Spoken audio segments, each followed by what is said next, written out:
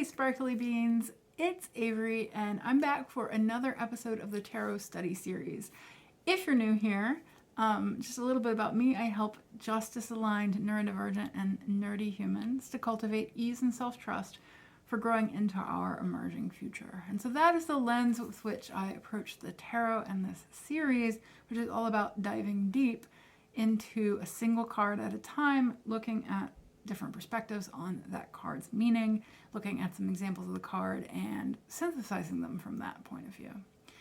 So we have made it finally to the Chariot card, to the end of the first line of the Major Arcana. And so as a reminder, Major Arcana, if we take the Fool as its own thing, then we have 3 lines of 7, and Chariot is card number 7. And so we have made it to the end. The first line, different people have different keywords or names or references of how they describe the first line. Some people call it the I am line or the ego line or the life line. But as you've noticed if you've gone through the series, and if you haven't already, you can check out the link above to the playlist. As we've gone through this line, we've been meeting different archetypes that really deal with the self in different ways that we resource ourselves, that we act, that we communicate, etc. In the last video, we had the first card, the Lovers, that actually has more than one figure on it, and we looked at the self as reflected back to us through others. And then when we get to the Chariot, it's actually the first card where the character or the archetype is not a person, it's the chariot. It's not the charioteer, it's the chariot. So that's significant. And the Chariot as a vehicle kind of moves us into, transition us into line 2, which is going to be all about kind of a, again, many names for it, but kind of like underworld journey, ego death, a transformation, a dark night of the soul, however you want to call it. We kind of build ourselves up in line 1 and then break down and then rebuild in line 3. And so that's sort of where we're going here. But let's look at the Chariot.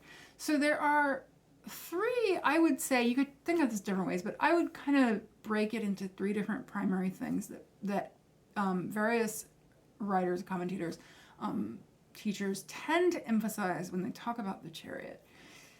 The first, and this is kind of the most simplistic, is that it's about victory or success or confidence or triumph. I find that on its own kind of meh. It reminds me, we'll get to the Sun card. Similarly, sometimes the Sun card is like, it's just happy and joy. And I'm like, that's not helpful. Like, that's not a very complex meaning. And I don't think, my important part of the way I approach tarot is that no one card is good or bad. And so just saying like, oh, it's great, doesn't tell you much. And then sometimes it will be interpreted as, victory is coming or success is coming. And again, like, I'm not a predictive reader, and so I need something other than like, this is going to happen. I will say that most authors, I've seen that interpretation. I actually won't have like a whole lot of people who are that straightforward, because frankly, I hadn't made notes on folks who make it that straightforward because it didn't resonate with me.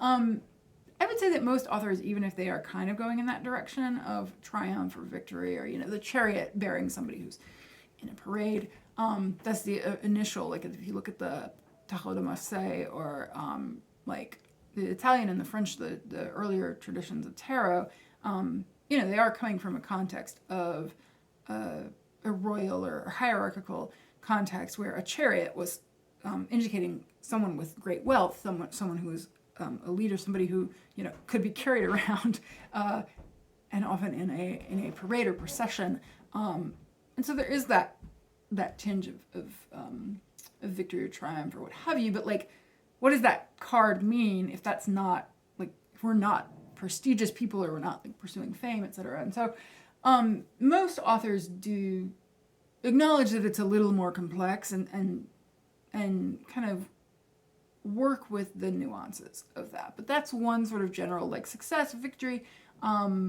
you've made it, that kind of energy. The second is focus more on the kind of idea of the animals that are pulling the chariot and or the path that the vehicle is going down.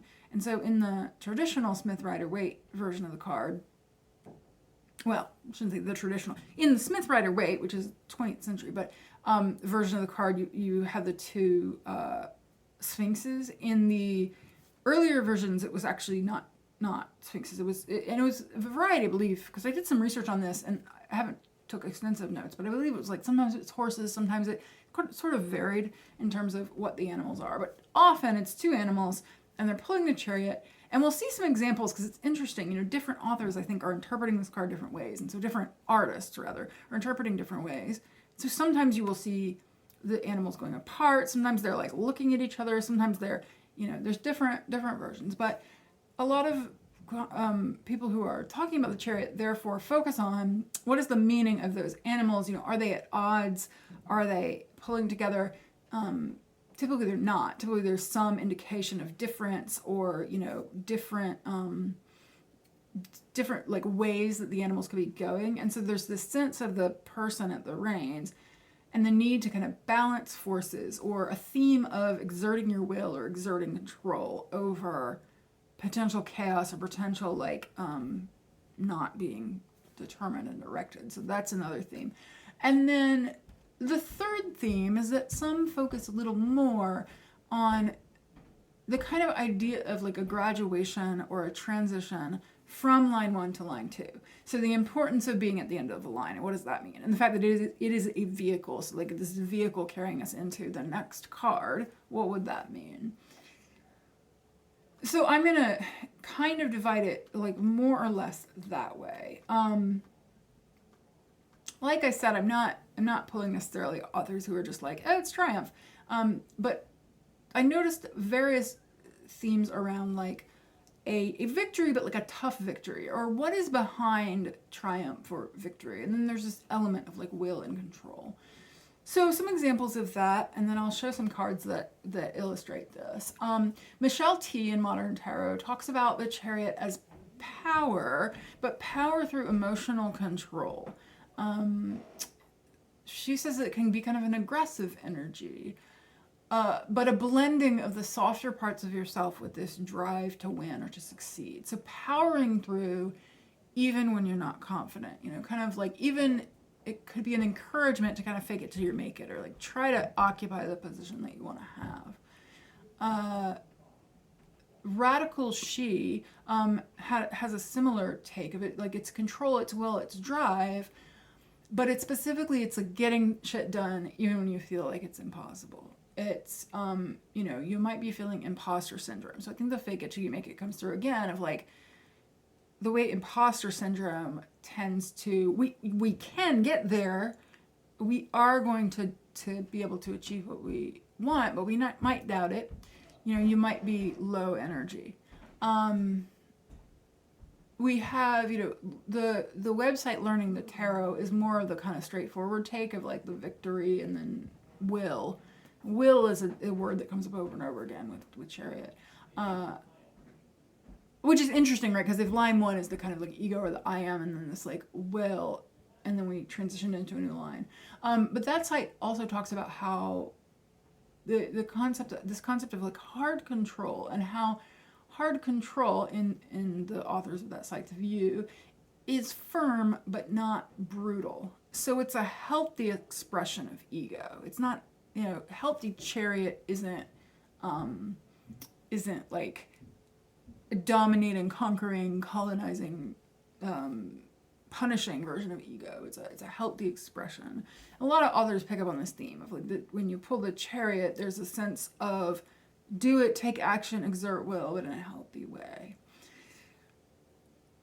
Beth over at Little Red Tarot talks about setting a goal and pursuing it. So there's this, you can hear again, goals are coming up. Control and discipline, but in a good way.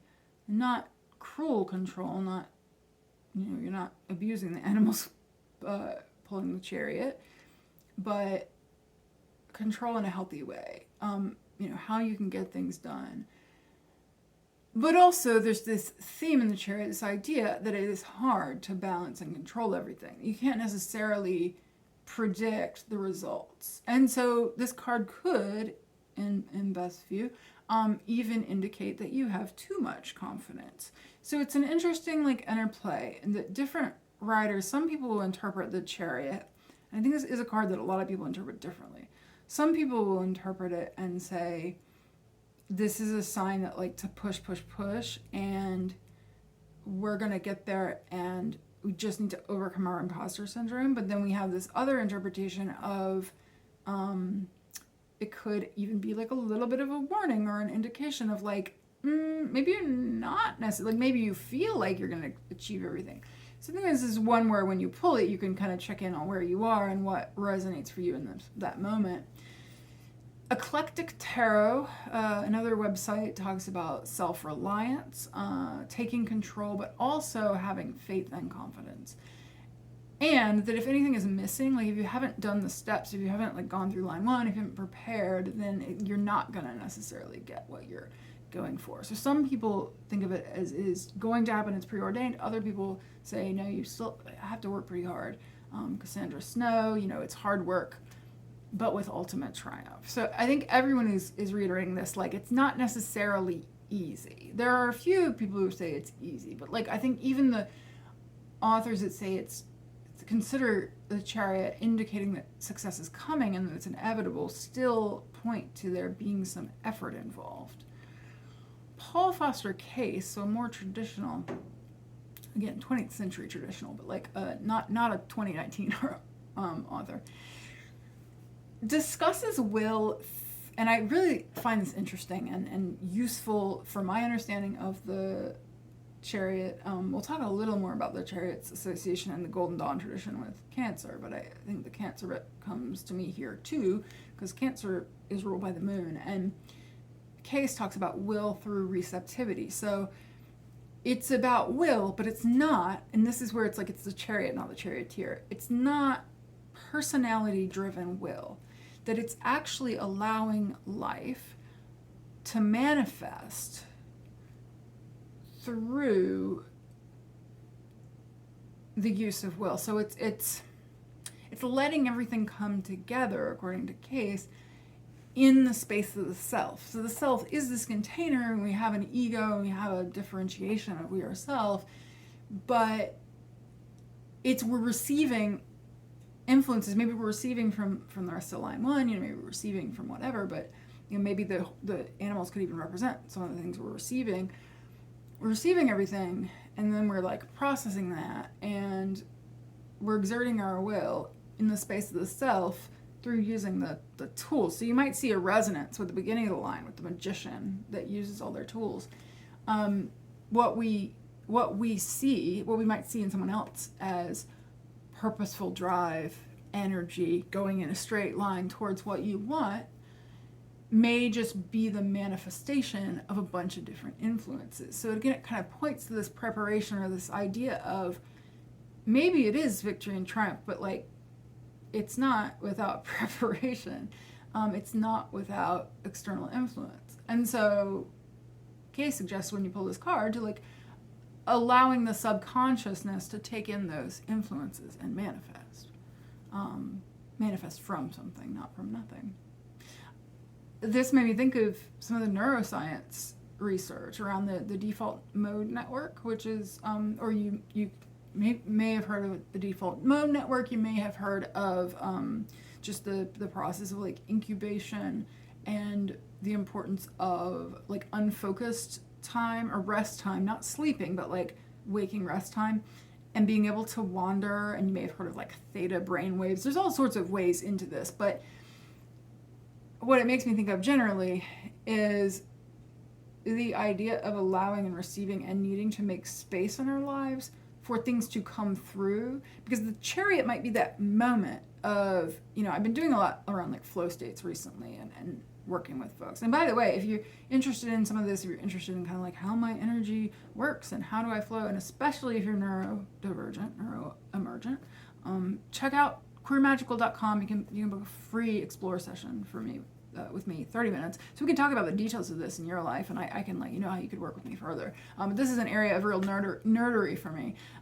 So, when you allow that space, some of the research around flow states, around creative flow, has shown really interestingly that Well, the experience of flow, if you've heard of that term, the idea of being so immersed in something. And if you have ADHD, it's not quite hyperfocus. Maybe I'll do a video on that at some point. It's not quite just hyperfocus on anything, but that when you're like in something that you're really immersed in, that's at the right level of challenge. So it's challenging enough, but not too challenging. When it's just like right at your perfect skill level, and you're really like zooming forward, and maybe you're it could be anything from like doing a sport to creating art to writing to whatever your thing is. But like when you're in it and you kind of lose this sense of the observer, you're not paying attention to yourself or who you are. You're just like so one with the thing you're doing.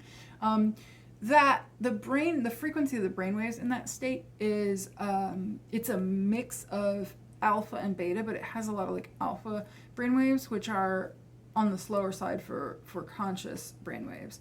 But it's like a relaxed, gentle focus, a presence. But when we have the spark, the insight, the sudden boom, that moment is what neuroscientists call a gamma spike. So it's almost like you're like allowing, you're receiving. Alpha waves are really good just in general, not even in flow states, but in general, like really good frequency of the brain for like receiving and processing information and like doing that subconsciously. You can also do some of this in theta, like if you think of shower thoughts, right? Like when you're in the shower and you're like kind of, and you're not like really focusing and concentrating, and suddenly you go insight, that's because your default mode network, your subconscious, has been processing, and then suddenly you get it, and that's the gamma spike. That's like a quick wave, like the frequency of your brain literally speeds up, but for a very short period of time, not sustained. And it's like, oh. And so I love this with the Chariot because it feels like that. It feels like a reminder that, like, if you get this and you really don't feel the sense of like triumph and will and all that stuff, maybe one possibility is making space for that, allowing. Maybe especially if you draw it reversed, I might think of like allowing that space and trusting that you'll have the like Chariot moment of the Chariot starts moving forward in there somewhere. You can think about Cancer and the idea of Cancer as like the crab shell, the like making space to like allow that to happen, and the moon rulership of like receiving, like the moon. You could even think of, and we'll of course get toward down the line, but you could think of there's a connection between, I think, in this interpretation, Paul Foster Case's interpretation, there's a connection between the end of line 1 and the end of line 2 and the end of line 3, because we'll talk about it, but temperance and the world, both to me, have a really obvious energy of integration that isn't always discussed in the Chariot. In fact, I don't see it discussed that much in the Chariot. It often feels like the Chariot, like a lot of folks interpret it, it's just like, we're going to the next line.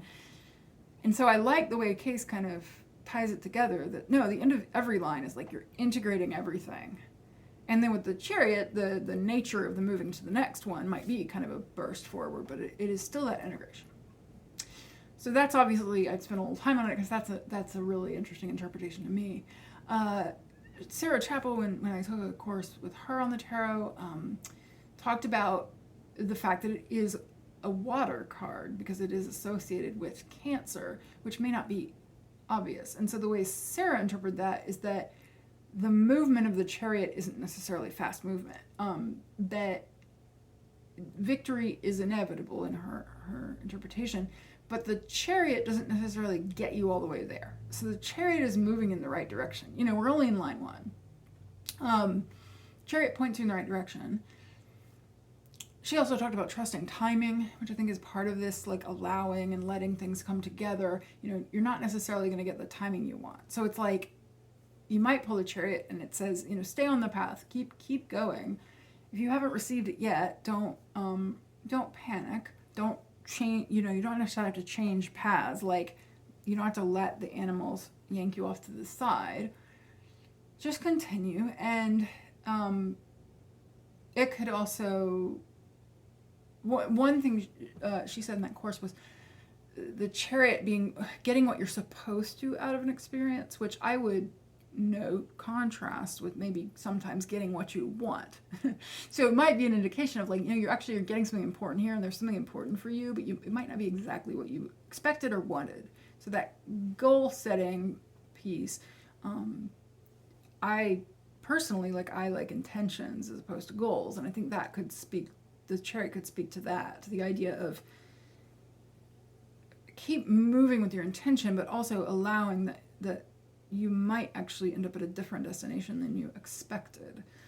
That's something I talk a lot about in a course I have called Unproductive, which you can also check out at queermagical.com.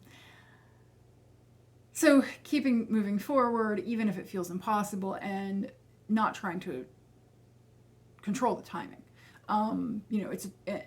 It's not the end. It's not the you've won. It's more like it's a checkpoint rather than a victory. So that's Sarah's interpretation.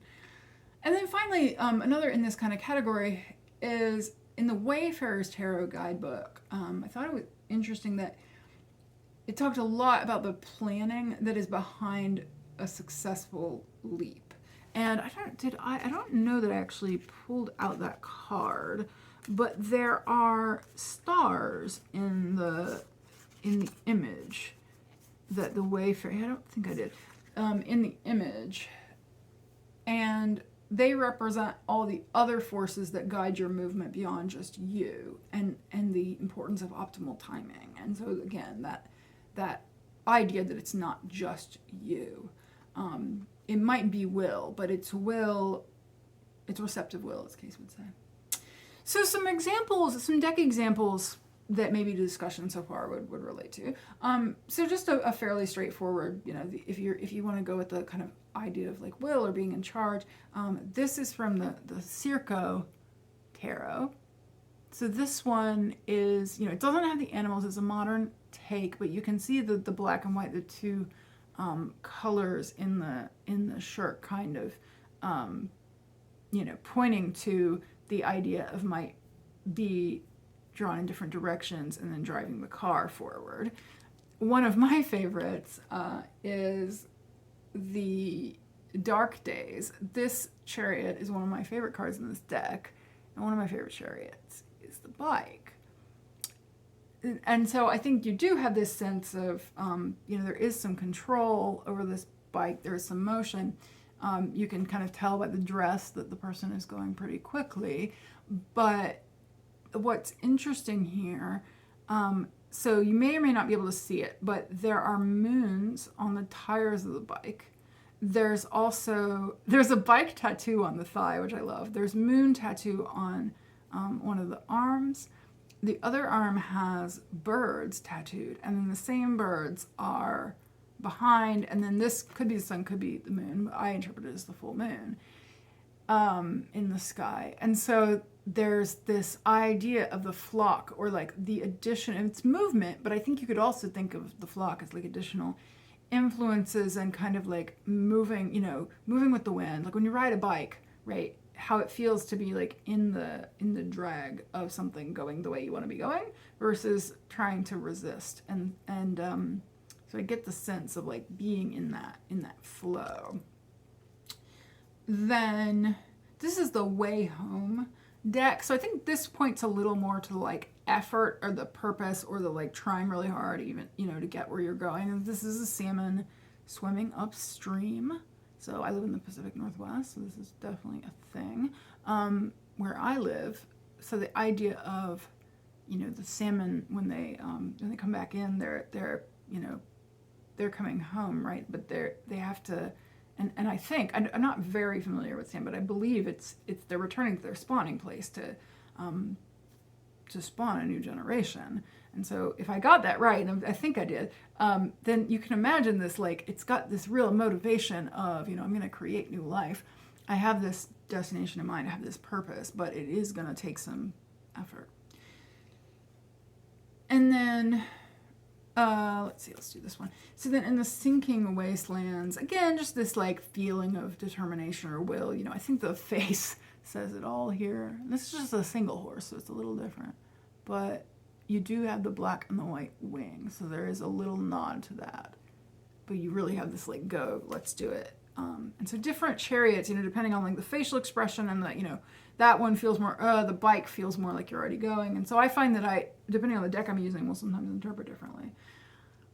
I should have pulled the guidebook on this because I don't have a good, I gotta remember what the interpretation was. But this is from the Osho Zen.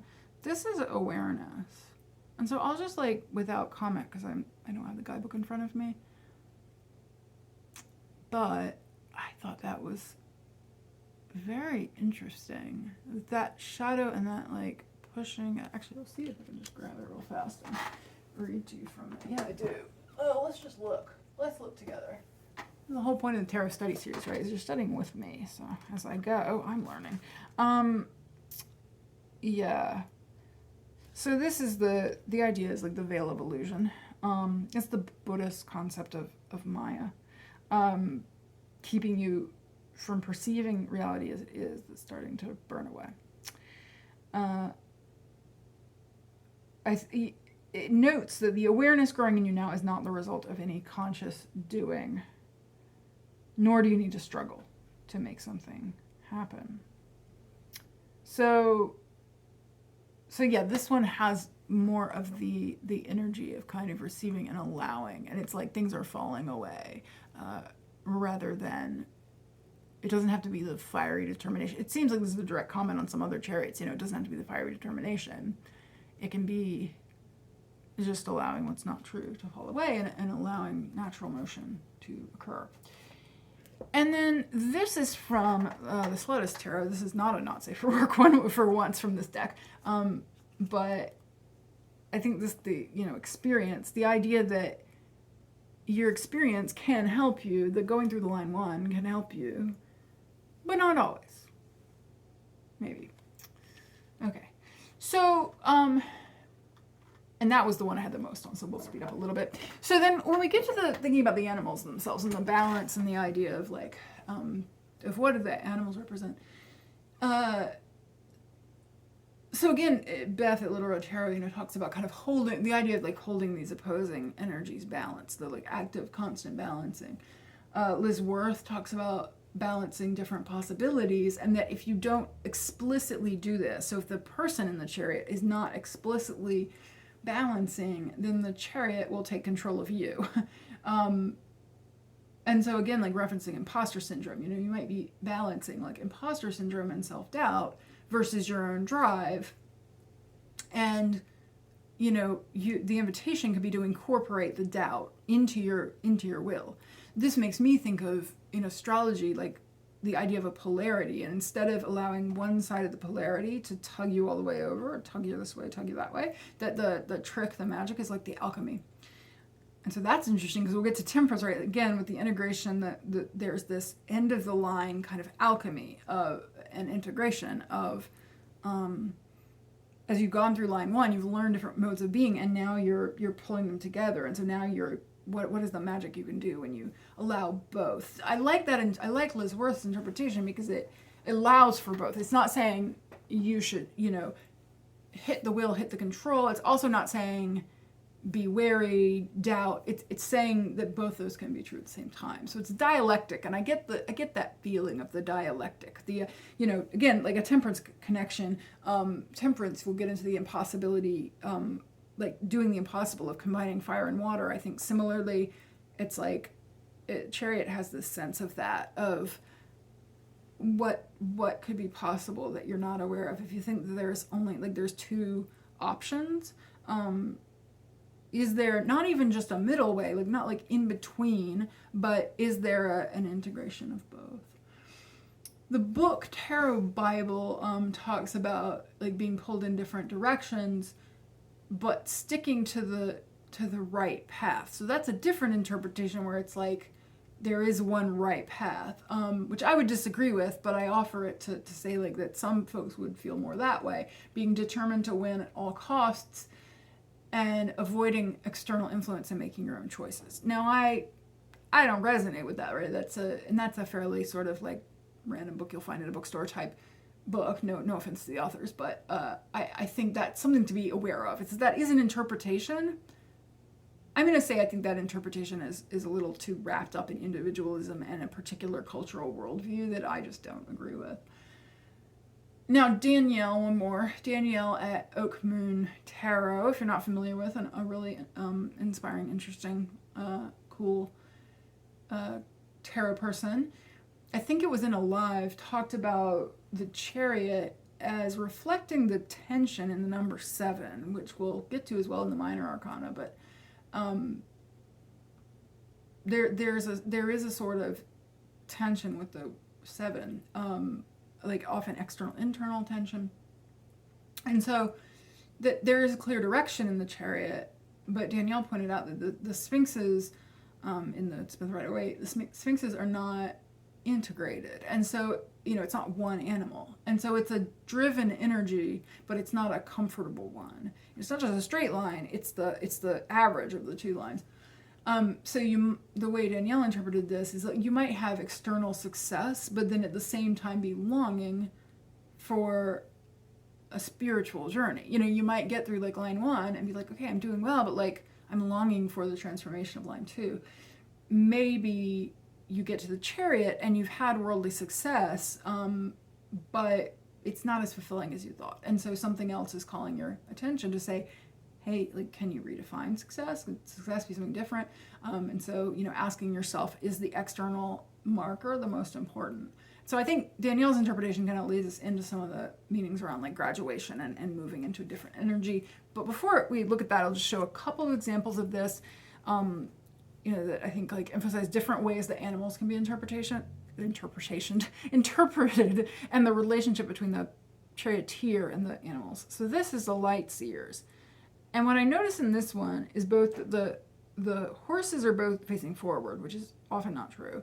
Horses are both facing forward. There's a real sense of movement, fast movement, and the person is actually on top of the chariot, not being kind of like, oh, I'm being carried or I'm sitting in the front with the reins, but I'm actually, they don't even have reins. So I think that's really fascinating. Like there is the black and the white. There's this like indication of, they're different. But this makes me feel that integration more, or that idea of, maybe it's like when that figure stopped like pulling on reins, stopped like whipping the horses or whatever, that they could all work together. But it also does have this sense of like, it's an active energy. It's not sitting on my throne. It's like perching on top, like looking what's going on, moving with the horses. So I thought that was kind of cool. In the Sun and the Moon Tarot, Sun and Moon Tarot, I think there's a little more sense here of like the challenge of the two beasts kind of trying to get away. In fact, you can see, it looks like the darker one is like literally running away, like running backwards, or just trying to like hold the chariot still. So that's a much more, oh, what's happening kind of chariot. In this one, the Fountain, you have this sense of like really harnessing the energy of two like constantly tugging in exact opposite directions. But then the reins form this kind of figure. So there's this geometric, there's a sense of like there is balance and there's something beautiful in it, but it's in the holding of that tension. So again, 7, the tension. And then, let's see. Yeah, so this is the Lilifer. So this is an interesting one. You sometimes will see this with the animals actually facing each other. And here, it feels to me like they're kind of conspiring. Like they're these smiling, I think they're wolves. Yeah, these grinning wolves, but like kind of, it's a very trickster, like archetype, the trickster wolves of like, all right, like you want to go this direction? Here we go. As a different thing. And then more direct interaction between the person. There's no chariot pictured, it's just they're the flanks of the two wolves. And then I love this. So this is from the Tarot of the Silicon Dawn. This is out of print, unfortunately, but it's a little flip. So here, the two figures are the people. And it's some sort of a robotic creature type. I really identify with the creature. And so here it's like this sense of, they all look pretty happy. But there's a sense of support and like needing the two people to fix whatever's going on with this person, or to put them together even. That they can't fully do their thing and be themselves without some kind of maintenance or support from others. So I like that. Okay, so finally there's this sense of the graduation from one line to the other. And I only, I'm just going to do 3 different people who speak to this, because we got into it a little bit in the previous examples. But one is I probably mentioned an interpretation of hers for every card, almost. But, you can go much deeper into her work, of course, through her tarot school. But all of this is freely available as well. In the basics are freely available through her podcast, While Told Tarot. So this is Lindsay Mack, talks about the connection to Cancer, and I want to bring in hers because I haven't actually seen anyone else do it this way, and this is an important part of my interpretation, though not all of it. Lindsay connects the Chariot to Cancer, looking at the crab shell and the idea of the crab shell, the home on the back, right, of a crab, to suggest that the Chariot is actually really about what are the tools, or the vehicle, the literal chariot, what are the tools that have gotten us this far. So it got us to the end of line 1. So in her interpretation, I think it's like the Chariot isn't just showing up for the first time, but it's, you can almost imagine it kind of in the background carrying the Fool along the journey all the way from the Magician to the Chariot. And then the Chariot is the point where we actually look at the tool, we look at the vehicle that we're in. How did the Fool get from one to the other? Well, he might have walked, but he might have taken the Chariot. Or they might have, or she might have. And so the Chariot can suggest tools that have gotten us to here, but they're not going to be functional going forward. They're not actually going to get us into line 2 or through line 2. In line 2, you kind of have to go in naked and lose everything. It's very much a dark night of the soul, a transformation line. And so the Chariot represents this transition from line 1, where it's kind of, there's a safety there, there's a focus on identity, I mentioned, like individuals. And we have to let go of parts of our identity or parts of what have carried us there in order to go into line 2. And we might even have, in line 1, built up a lot of these tools that we now have to let go of. So if we, for example, in the Emperor, we showed up and we built ourselves up, what did we use for that won't carry us any further? All sorts of things, and I'm going to actually get into that when I get to my synthesis, so I won't say more, but that's the basic idea of Lindsay's interpretation. Similar one is the Herb Crafter's Tarot deck in the guidebook.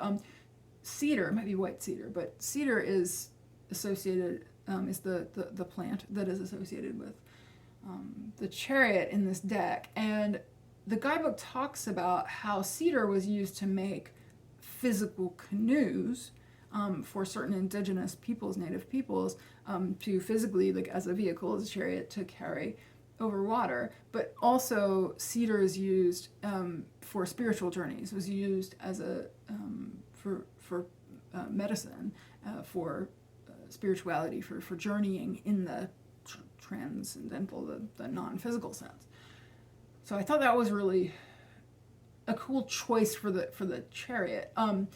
This guidebook talks about learning from ancient wisdom, so it's like bringing in all the influences, but then forging your own path. So seizing opportunities and being flexible, and that it's the journey, not the destination, which makes a lot of sense for a card that's about a vehicle. So I think this one has more of that kind of release energy, the allowing energy of Case's interpretation. It's not about active control, but it's about allowing for what I use the term that I coined. It's not that unusual, so maybe somebody else has done it too, but I like to talk about this, the kind of spiritual technology of the sacred wander. I love to work with clients around like the idea of a sacred wander and an exploration of like when you let go of control, like where does that lead you, coming up in the Chariot. And then Bakara Wentner, every time I do this, I'm like, is it Wentner or Ventner? I need to like email her and just be like, how do you say your name? In WTF is the Tarot is the book. Also, has this feeling of release. So she talks about, the movement that happens when all of the obstacles are removed. So Lindsay would say, the tools, the things you're holding on to. So it's a singular purpose, it's a determination, but it's also about finding your own way. And it's about leaving home. That very much, this graduation idea, this, it's where you're motivated. You might be kind of naive because you're still in line 1, but you're motivated to leave home. So it's kind of like a lesbian, like U-Haul energy. I'm just gonna move in, right? That there is adrenaline in this card, that there, it can have the energy of like pulling an all-nighter, or maybe putting a lot of energy in and like being fully present, but that's not like forever energy, and that can't last forever. So it's got the effort and focus that we talked about earlier, and the achievement, but also this sense of like letting go of things to allow the forward momentum. So the examples for these kind of graduation ideas, and for the idea of tools as well, the Fifth Spirit tarot, the white and the black are represented with the roller skates. I love the roller derby because it has the, it obviously has a vehicle thing, but I think you could also think of it as your hobby or your profession as a chariot. If you identify as you may know, like roller derby, you get like a particular name. So you can almost think of this actually as roller derby could represent like the chariot of the tool of your like birth or legal or whatever it is for you name, whatever name you use outside of roller derby, I'll put it that way. And then taking on a new name, or you could think of it as the name itself, like the roller derby name, as a tool that maybe like gives you, courage and identity and feeling, But what happens if you have an injury, which is very common in roller derby? What happens if you have an injury and you lose that sense of like belonging and community and having the name that everybody's cheering? Who are you then? So that brings up a lot of that for me. I don't know if this was intended, if Charlie Claire intended this, but that's what I get from the idea of roller derby as the chariot. Now in the Tarot of the Holy Spectrum, this is a really cool chariot.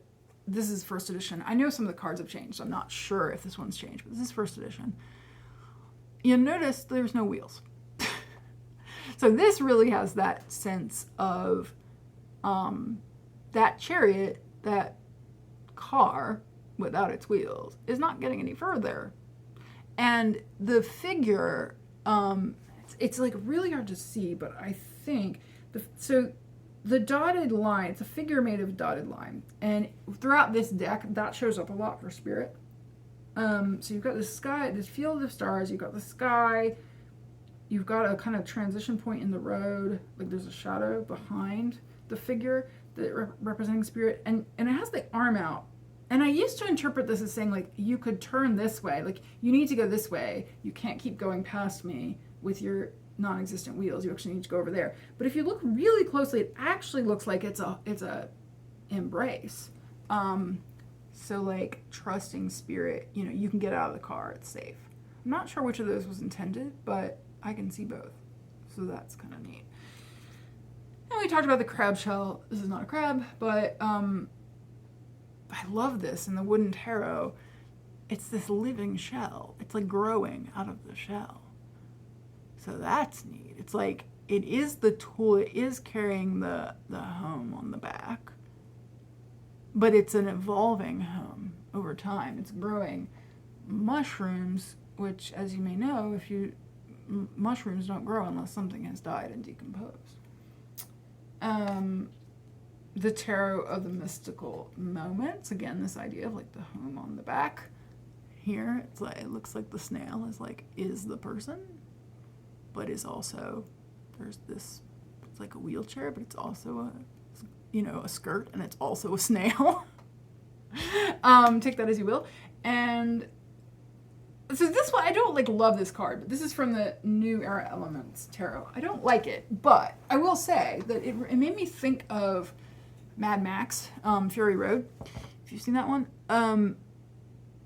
Because it's like, you can get pretty far in this, whatever the hell it is, like tank thing that looks kind of like I can't remember what they call them in Mad Max, but the like ridiculous rigs that they drive.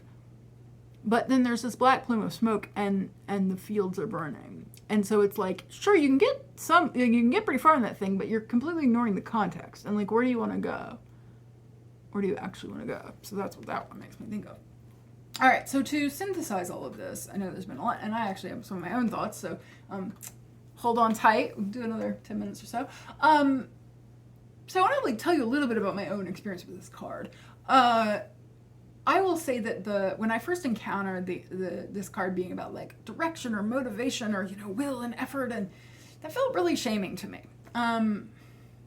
Because I have ADHD. I also am autistic. I struggle with motivation. Especially struggle with like other people telling me what to do. But even with my own, like, you know, I've experienced fatigue. So if you have any of these similarities with me, you might feel like, great, I'm supposed to apply my fucking will, like, please go home. I think it also felt kind of like white guy centric, like the idea of this cultural idea of, you know, just do it, just pull yourself up by your bootstraps. This focus on the charioteer as this like triumphant king type figure. And like I said, I did some research into the earlier versions. It does look like the intention of the card initially probably was triumph. It probably did have this idea of like success and wealth.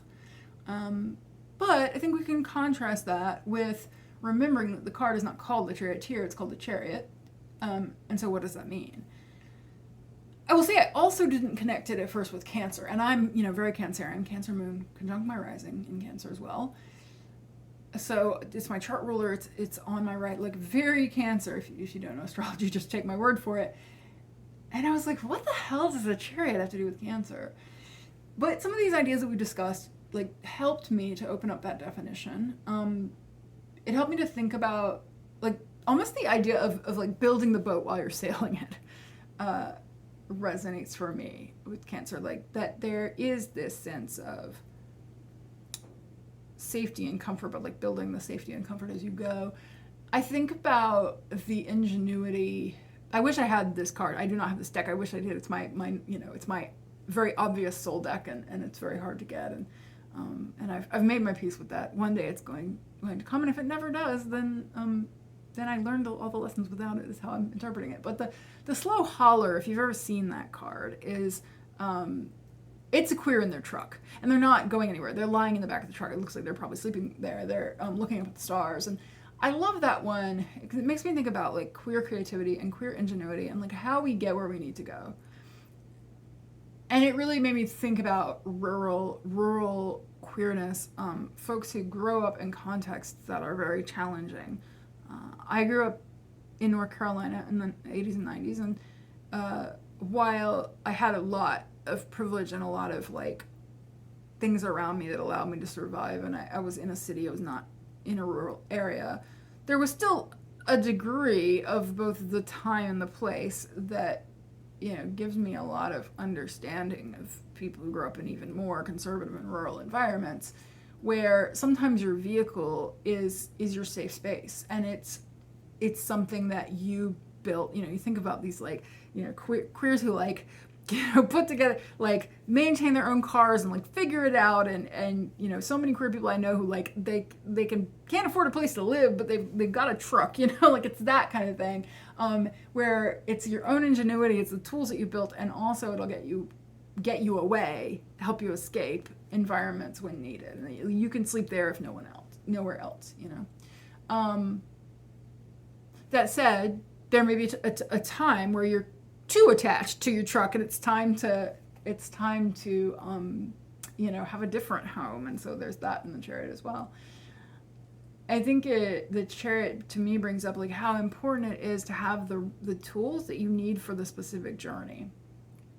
That the home on your back needs to fit you, and so, you know, I think about this idea of, if you've heard the story, I think there was a popular book that it was in, and I've heard it a few places, but I want to say it was in maybe 1491, maybe Guns, Germs, and Steel. I'm not sure, but if you've heard this story, a kind of apocryphal story of the Peruvians, the indigenous people in Peru, kind of rolling their eyes at the Europeans coming through, like you know, from the European perspective, it's like these people don't have the wheel. Like they're so backward and uncivilized. You know, we see the wheel and also horses.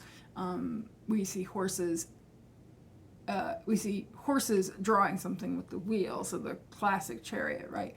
As but like fundamental and as a sign of progress, and you know, you don't have that, and so you're backward. And the Peruvians just kind of laughing, going, what the fuck? Like, look at our terrain. Why the hell would we want a horse, right? Like, we live in a mountainous environment. We have, I can't remember, I think if it's alpacas or llamas, but it's one of the two that was the means of carrying things in that environment, because you're going up, like, right? Your horse is not going to make it up those mountains. And the wheel is not going to go over rocks the way that that an animal like an alpaca or maybe a llama, maybe both, can do. And so it's this like purpose built, right? That's the animal for the job. And I think you can think of so many like colonial stories and so many colonizing stories, so many stories of capitalism, of like trying to fit a particular mold rather than looking at the purpose and like what is the job we're doing it for.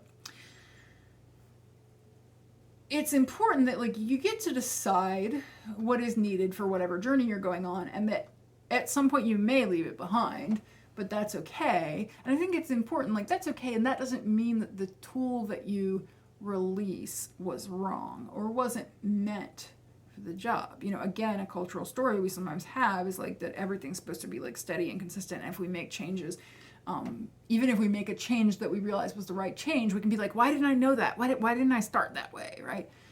I don't think that makes any sense. I think it's actually a stepping stone. And so, you know, it's an overall important lesson in the tarot that the earlier cards in a sequence, even though we know cards don't always come up in sequence, but if we look at it as a sequence, the earlier cards are you know, they're not worse, and they're, you know, neither are tools that you might leave behind. So for example, you know, I had a different name for the first, when did I change my name? 2010? The first 25 years of my life. And I had a gender transition, and that name wasn't working for me anymore. It wasn't reflecting my identity. It was tied to the gender that I'd been presumed to be for me, and so it didn't really work for me. And so I let the tool go. But my relationship to it, and of course trans people are going to vary, right? Some people, you know, it's like, that's my dead name. I don't like ever want to see it. And I don't really like seeing it. Like, it does definitely cause dysphoria for me, and I do think of it that way. But also, it's a name that served me when it served me. Another example, you know, I lived on the East Coast for most of my life, with some little exceptions in Europe and in the Midwest. But like, this is the first time I've lived on the West Coast. I've been here when did the pandemic start? I've been there since then. Whenever you're watching this, when the pandemic started, March 2020, I moved to the West Coast. And that doesn't mean, oh my God, I should have moved here earlier. The East Coast was wrong for me. The East Coast was great for that part of my life, and no, it's not. So I get to acknowledge that. So you can think of your own examples, your own chariots, your own, you know, sort of like, what are the vehicles that got you somewhere, and not shaming yourself for not transitioning earlier, but thinking of them as stepping stones. And it might be internal tools, it might be external tools. So chariots could also be, you can have a chariot experience around, you know, worldviews, perspectives, frameworks, a religion you belong to, a family group, you know, whatever it is, whether it's inside you or more external.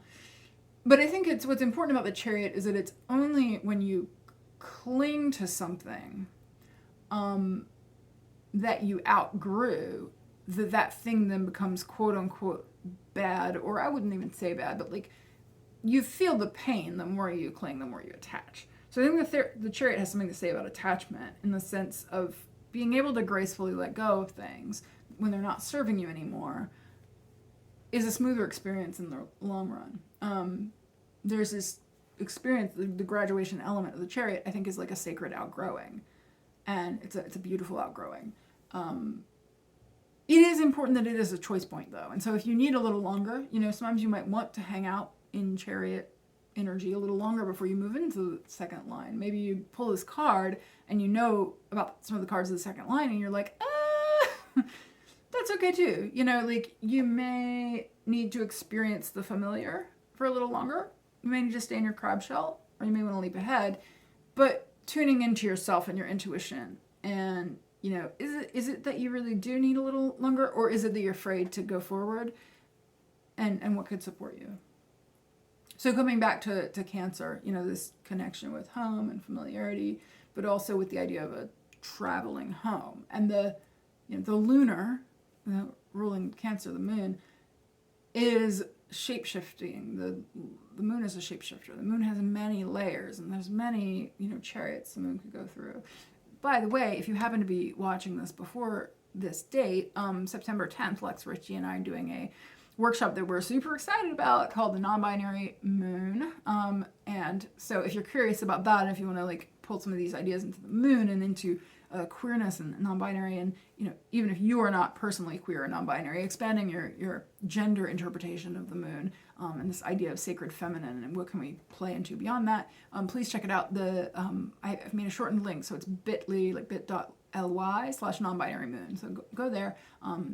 September 10th, and even if you can't make it on September 10th, if it's before that when you're watching, you do need to sign up to get the access to a recording, but there will be a recording.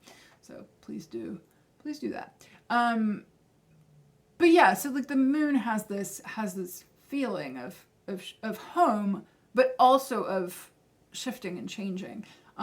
You can, you might even think of like, can you think of a place that used to really like feel like home for you and have that sense of holding you and no longer does? Have you ever like watched a movie from your childhood that you expected to really resonate, and then you're like, well shit, that's really problematic, or even just like it's not really age appropriate, it doesn't really speak to where I am in life.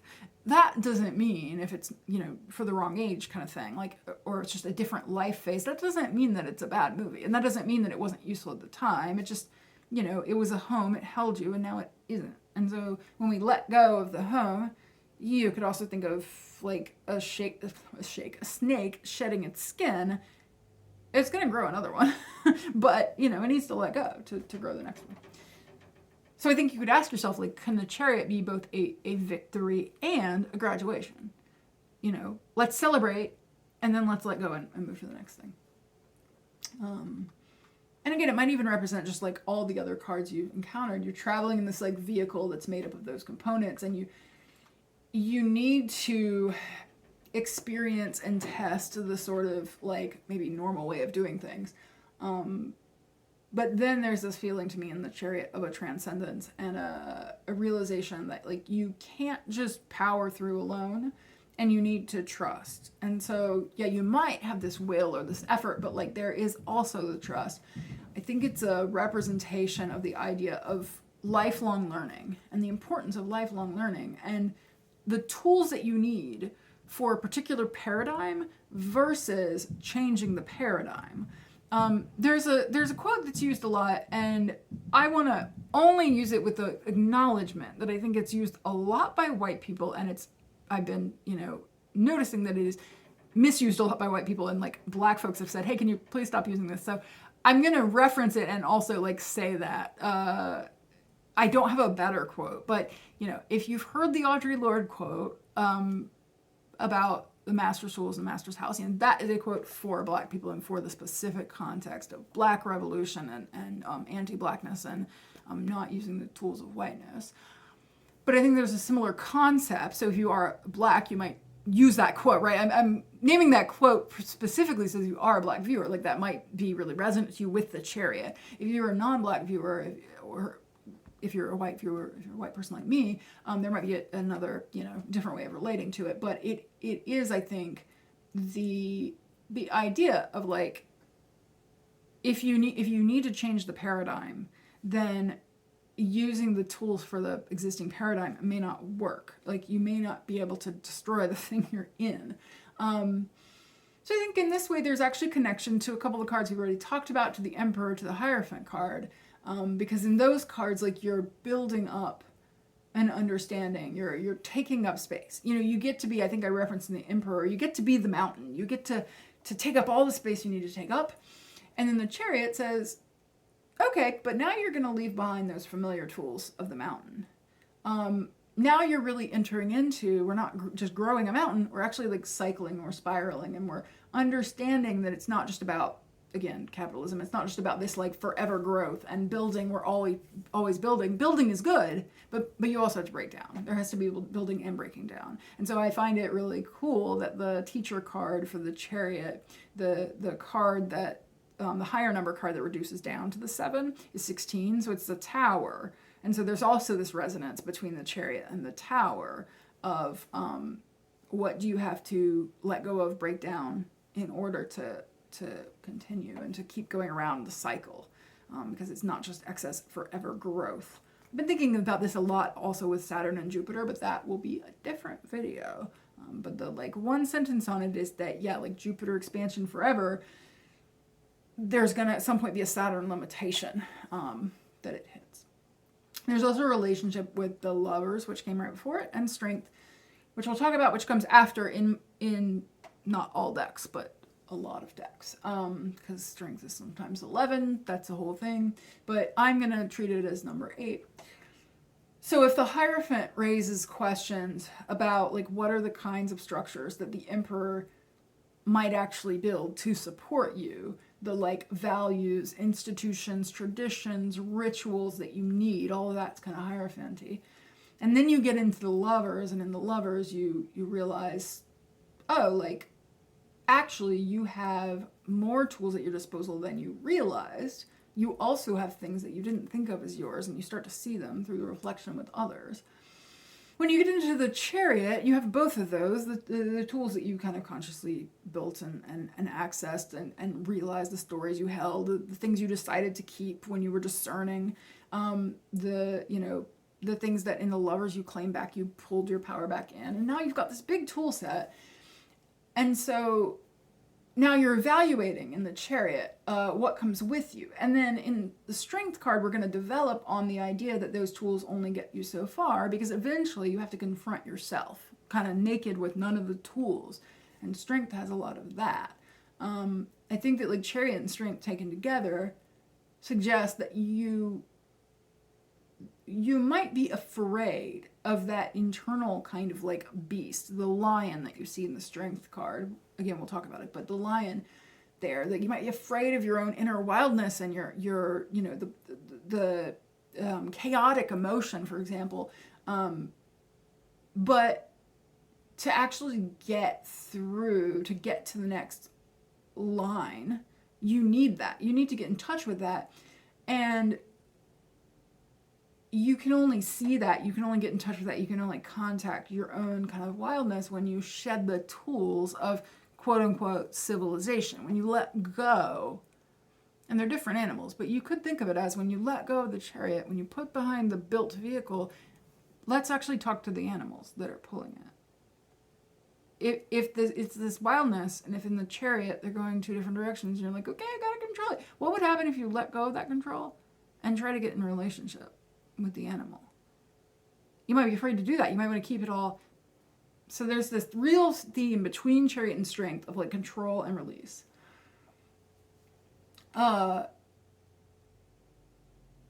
Structured hierarchical society in the sense of kind of the original idea of the Chariot, the like king in his or the not king, but it's like the nobles in their chariot in their triumphant parade. That kind of society is not actually a fan of confronting your wild nature, because if you know anything about, well, Western civilization, that there's this idea, this white supremacist, this colonizing idea that sees this self versus other, that sees your wildness, any wildness, as primitive. It's also a particular view of Christianity, the idea of the, around original sin, like the idea of the bestial nature of humanity being toxic and scary. But if we have a more nature-friendly approach, if we have a more immanent divine approach, even within the Christian tradition, if we have more of an idea of humanity as actually like a positive thing, as part of the earth, and our nature and our emotions not as something to control at all, and we'll talk about this more, but as in the Strength video, but if we think of those things as divine in themselves and really important and really beautiful, and we let go of this binary of like civilized and primitive, and understand that actually a lot of civilization is tools made to divide and to separate and to conquer and to make hierarchies. If we realize that and we unlearn and we let go, and unlearning is a word that you hear a lot, right?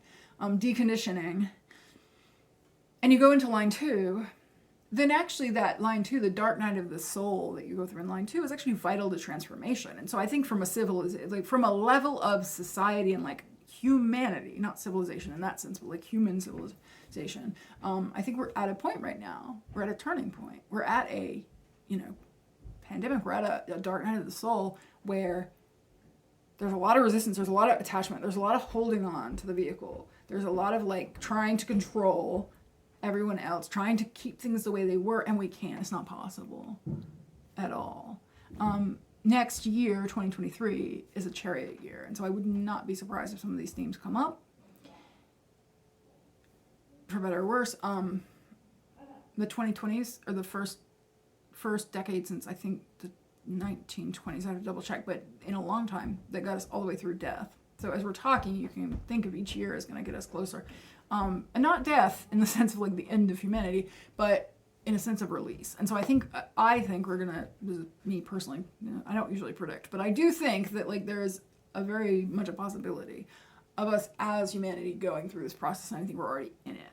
And so I think this year, as a lover's year, is like having us confront some of our own power, and a lot of people are waking up in a beautiful way to reclaiming their own power and to realizing the ways in which they've been kept small and judged and compare, and they're starting to come back into their power. And so now we're coming into a Chariot year, starting to examine and look at some of the tools and the stories that don't work, and the attachment, and we'll probably start to see attachment growing from those who are really attached to status quos and to capitalism and to colonialism, to white supremacy and to power and privilege, and maybe have an opportunity to transform and to come back to nature and to come back, in the next few years following that as we go through line 2 collectively. There's my tarot comment on society. And so to bring it back, and I'm almost done, but to bring it back, I know it's been a long one, but obviously a passion of mine. In the Chariot, it's so funny because, Chariot was not a card that I was always like, I don't really get it, I don't relate to this, but like, apparently I do now. There's this idea of wanting there to be like a safe bridge to propel you forward to the next line, but actually the only option is a leap. So it's back to the Fool, it's back to, you don't really have any choice but to fly, but to let go of the vehicle. And, there's no insurance. There's no way to be 100% sure you make it, but you trust anyway. And so to close, I'm thinking of the character of Tony Stark, of Iron Man. So if you know the MCU, there will be spoilers, by the way, so this is the very end. So if you're like, I'm done, but before, actually, just in case you leave, I will quickly say, if you don't want to hear the little bit of spoiler, in case you haven't seen, this is only the MCU up until Endgame, but if you haven't seen up till Endgame and you plan to, you can skip after I tell you that I would love for you to obviously subscribe. My newsletter is below, and you should definitely sign up if you want announcements about things, because there's a lot of stuff coming that's related to the topics in this video, and I may not be able to give all those announcements in a YouTube video. So please do go to queermagical.com, sign up, and if you value tarot education like this, and if it's meaningful to you, and if you want to support others getting access to it as well as yourself, I make it freely available. I love to do it. I could make this a paid course. I don't. And so if you want to support that, if you want to make it sustainable and you're able to, I would love for you to sign up to the Patreon below, and you can support. I have an optional support model, and so that's why I make these things freely available. But I would love for you, if you can, to support to help me and to help get this out to folks who need it. Okay, so my final closing thought, you can go away now if you don't want a spoiler. My final closing thought is I'm thinking of Iron Man, and I'm thinking of the importance of that line that kind of bookmarks the Infinity Saga of I am Iron Man. If you've seen the movies, Iron Man 1, that movie ends with Tony Stark saying I am Iron Man, and then Endgame doesn't end, but Tony Stark ends saying I am Iron Man. And the reason I think of that with the Chariot is there's this important theme. And so, in the first movie, he says, I am Iron Man, to announce himself to the world as he is the man in the suit. It's not like it was in the comics. It's not like a secret identity.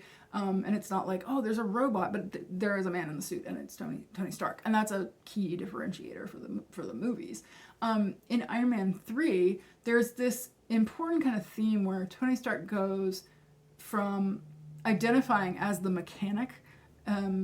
He goes through this dark night of the soul, and he's at kind of his lowest point, and you may recall, like he says to Harley, this kid in Tennessee, I'm the mechanic, and he refers to the suit in the third person when he's in this depth of his struggles. Like he's not relating to himself. It's like